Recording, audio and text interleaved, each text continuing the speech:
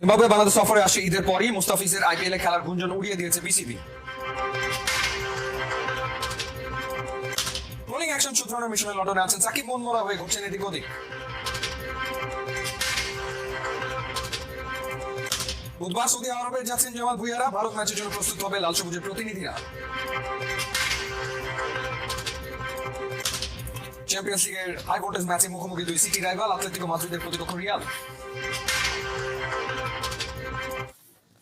ঈদের পরই বাংলাদেশ সফরে আসছে জিম্বাবুয়ে, যেখানে শুধু দুই ম্যাচে টেস্ট সিরিজই খেলবে দুদল। এদিকে নিউজিল্যান্ডের সফর নিশ্চিত করতে দেশটার দুই সদস্যের প্রতিনিধি দল ঢাকাতে। অন্যদিকে মুস্তাফিজের আইপিএল খেলতে যাবার গুঞ্জন একরকম উড়িয়ে দিয়েছেন বাংলাদেশ ক্রিকেট বোর্ডের কর্তারা। নাইয়ান বিন জোসেফের রিপোর্ট।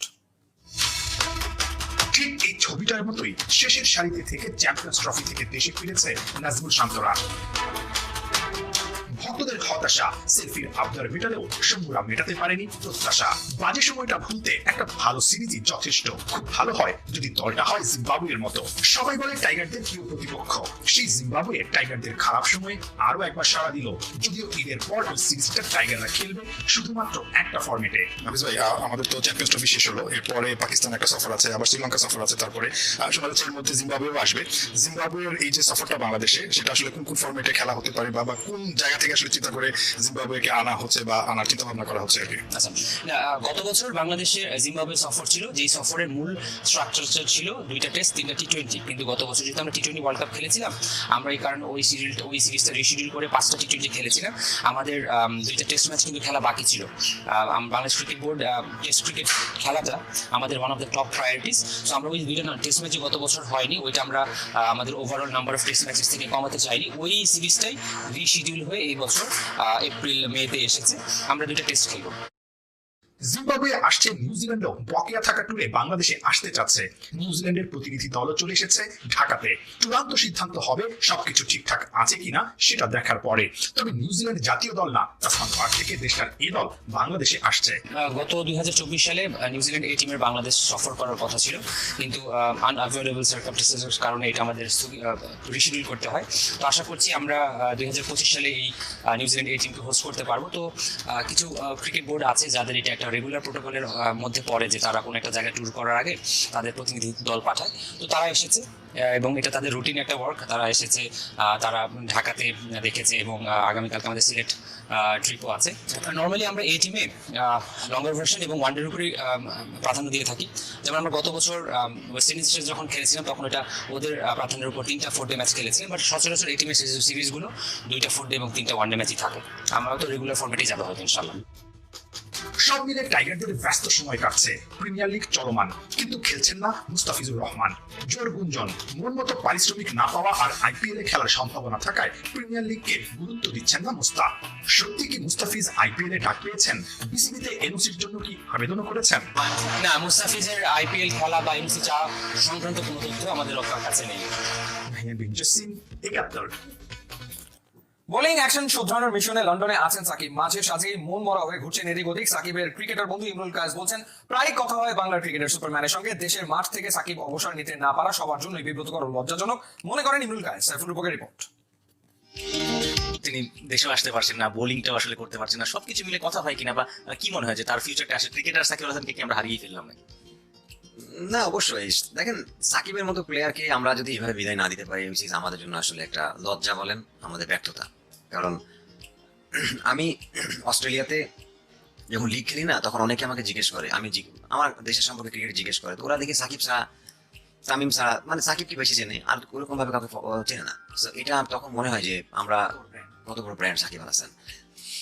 আমি বলবো যে ওই দিক থেকে সাকিবকে আমরা অবশ্যই মিস করছি। আপনি কথা বললেন, আজকে সিরিজের মধ্যে কথা হয়েছে। আমি ইনফ্যাক্ট একজনকে ফোন দিয়েছি, সাকিব ওখানে ছিল। সাকিবের সাথে ও দেখলাম লন্ডনে মনে হয়, লন্ডন আয়ের পাশ দিয়ে হাঁটতেছে ভোরের দিকে। তখন লন্ডনে মনে হয় 11টা 10টা 11টা বাজে রাত্রিবেলা। তখন আমি জিজ্ঞেস করলাম কি খবর আমার, তখন বললো যে তুই কি অস্ট্রেলিয়া থেকে মানে ফ্লাইটে এসে খেলিস নাকি, মানে ফাইজলামি করতেছিল এই আর কি, মজা করে আর কি যখনই কথা বলে। তো এই আর খারাপ লাগে আসলে, ওর মতো প্লেয়ার বাংলাদেশ থেকে ভালোভাবে সম্মান নিয়ে বিদায় নেওয়া। জিজ্ঞেস করেন কেমন চলছে বলি? ফাইজলামি তো হয় আর কি, ফাইজলামি যে কি খবর না খবর, দিনকাল কেমন যাচ্ছে। হ্যাঁ, না, লাইফ এনজয় করতেছি, কোনো সমস্যা নাই।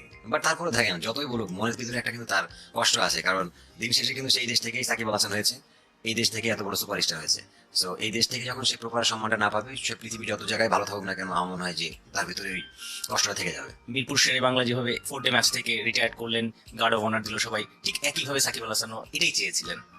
আপনি যখন এই গার্ড অফ অনার পেলেন, প্রেস কনফারেন্স করলেন, ব্যাক অফ দ্য মাইন্ডে নিশ্চয়ই সাকিবের কথা মনে পড়েছিল যে ও পেতে পারতো, ডিজার্ভ করে। আমার মনে হয় সাকিবের আরো ভালোভাবে পাওয়া উচিত ছিল। চারিদিকে দর্শক থাকতো, মানুষ তাকে দেখতো, তালি দিত, সবাই স্ট্যান্ড দাঁড়ায় থাকতো, ও মাঠ থেকে টুপিটা দেখাতো মানুষকে।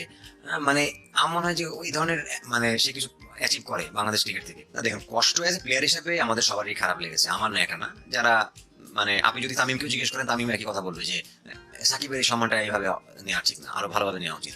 এজ এ মানে আপনি যদি কলিগ হিসাবে বা প্লেয়ার হিসেবে জিজ্ঞেস করেন, কি ভালোভাবে নেয় না। সাইফুল রিপোর্ট, ৭১।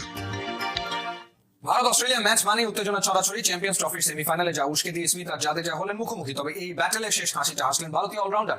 রক্তাক্ত হাত নিয়ে অজিদের দ্রুত গুটিয়ে দিতে রাখলেন অবদান। বিস্তারিত পার্থ মনিকের রিপোর্টে। দুবাইয়ে ভারত অস্ট্রেলিয়ার হাই ভোল্টেজ সেমিফাইনাল। টস জিতে ব্যাট করতে নামা অজিদের তখন পরীক্ষা নিচ্ছে ভারতীয় বোলাররা, কিন্তু 19তম ওভারে জাদেজা বোলিং মার্কে আসতেই হঠাৎই ছন্দপতন। এর আগে 2 ওভার বল করলেও এবার তাকে ডেকে নেন আম্পায়ার রিচার্ড ইলিংওর্থ, জানিয়ে দেন তার বোলিং হ্যান্ডে বাঁধা ব্যান্ডেজ খুলতে হবে। মূলত অভিযোগটি এসেছিল অজি ক্যাপ্টেন স্টিভ স্মিথের তরফ থেকে। বোলিং হ্যান্ডে জাদেজার ব্যান্ডেজ নাকি তার আইসাইটে সমস্যা করছে। ঘটনার আকস্মিকতায় জাদেজা আম্পায়ারকে বোঝানোর চেষ্টা করেন এটা টেকনিক্যাল কারণে নয়, চোটের জন্যই তিনি বেঁধেছেন। কিন্তু ইলিংওর্থের সাফ জবাব, ওটা খুলতেই হবে। উপায় না দেখে সেই ব্যান্ডেজ খুলেই বল করতে শুরু করেন জাদেজা। কমেন্ট্রি বক্স থেকে জানানো হয় জাদেজার স্পিন ঠিকঠাক ধরছে না, সংশয় দানা বাঁধে। তবে কি ওই ব্যান্ডেজ বলে বাড়তি স্পিন আদের জন্যই ছিল? না, চতুর্থ বলেই জাদেজা সব পরিষ্কার করে দেন। ফলো থ্রুতে বল ধরার জন্য ডাইভ দিতেই বা হাতে খসা খেয়ে ব্যথায় কুকড়ে ওঠেন। দেখা যায় হাতের তালুতে বড় অংশ জুড়েই চামড়া উঠে গেছে। ওভার শেষ হতেই ক্যামেরায় ধরা পড়ে জাদেজার রক্তাক্ত হাতের ছবি। তবে এতেও থেমে থাকেননি রবীন্দ্র জাদেজা। 23তম ওভারে টানুর এক উইকেটে তুলে নেন লাবুশের উইকেট। অজি ব্যাটারকে ফেরান 29 রানে।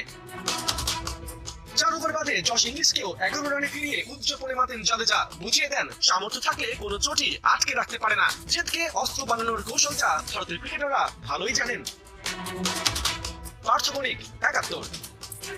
চ্যাম্পিয়ন্স ট্রফিতে এবার দ্বিতীয় ফাইনালিস্ট ঠিক করার পালা। যে পজিশনের জন্য মুখোমুখি হতে যাচ্ছে নিউজিল্যান্ড ও সাউথ আফ্রিকা। লাহোরে দ্বিতীয় সেমিফাইনালে 2 জায়ান্টের লড়াই শুরু বুধবার বিকাল 3টায়। চলতি আসরে 2 দলই পেয়েছে 2টি করে জয়। গ্রুপ পর্বে নিউজিল্যান্ড হারিয়েছে পাকিস্তান ও বাংলাদেশে, অন্যদিকে সাউথ আফ্রিকার জয় এসেছে আফগানিস্তান ও ইংল্যান্ডের বিপক্ষে। সেমিতে নিউজিল্যান্ডের ত্রুপের তাস ডানাতে পেসার ম্যাট হেনরি 3 ম্যাচে 8 উইকেট নিয়ে আছেন, উইকেট শিকারীর তালিকায় শীর্ষে। অন্যদিকে 2 ম্যাচে 1 সেঞ্চুরি আর 150-তে ব্যাট হাতে নজর কেড়েছেন টম লিথম। অবশ্য সাউথ আফ্রিকারও আছে ম্যাচ ঘুরিয়ে দেবার মতো পারফর্মার। রিকেলডারের সেঞ্চুরি কিংবা ফন্ডার ডুসেনের জোড়া 50 প্রোটিয়াদের ব্যাটিং অর্ডারকে করেছে মজবুত। অন্যদিকে বল হাতে আগুন ঝরাতে মুখে আছেন উইয়ান মুল্ডার, মার্কো ইয়ানসেন ও কাগিজোরা বাদারা।